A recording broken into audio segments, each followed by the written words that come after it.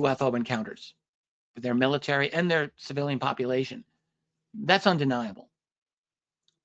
Too much of that has come out, particularly with the end of the Cold War. A lot of it came out, and including more than one potential retrieval of non-human tech.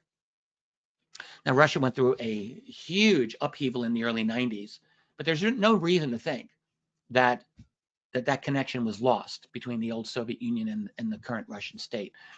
So I've got to think that there is some deeply classified work that they have done on this, including working on the tech to the extent that they have that. And they've got a lot of very good, capable scientists and engineers over there. So, but then you ask, well, have you come up with any UFO related technology in your military applications? Well, they're very good with hypersonic missiles, and they're good with a lot of other things. I don't know if that's related to the UFOs technology. It doesn't look like it to me. So it's hard to say. But at least in theory, you've got to assume that the Russians and the Chinese both have some stake in this technology and also in information control over it.